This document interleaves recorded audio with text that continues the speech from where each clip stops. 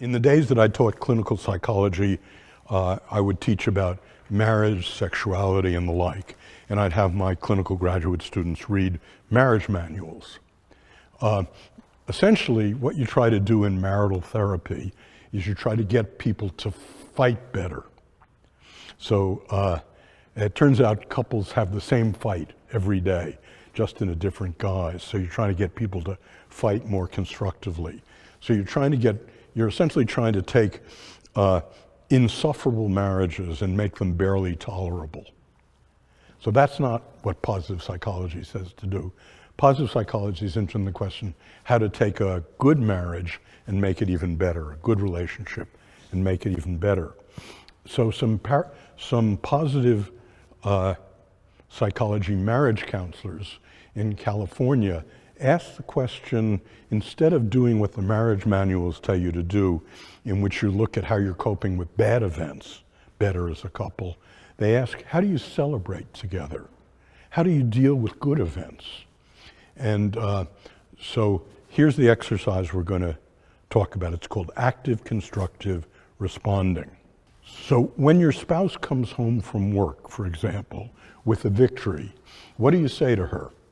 So imagine your spouse comes home and she's been promoted at work.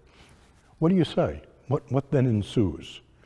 Well, there's a 2x2 table of the ways in which you can respond to her. Active, passive, constructive, destructive. And so she comes home from work and she's been promoted, and he says, you know what tax bracket that's going to put us into? So that's active, destructive. Doesn't help the relationship.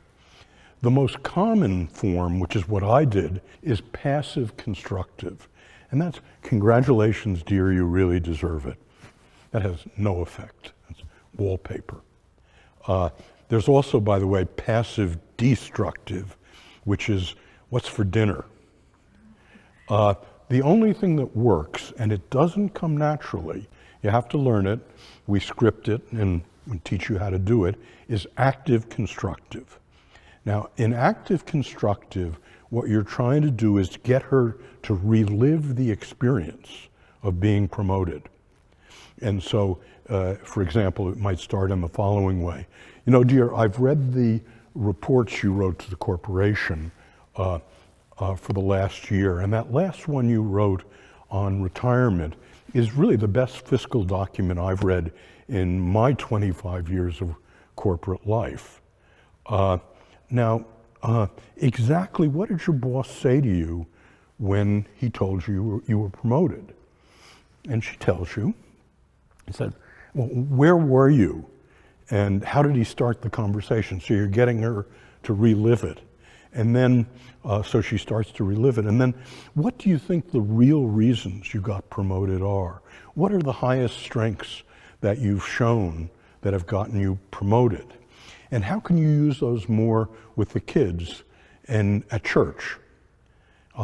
And let's go open a bottle of champagne.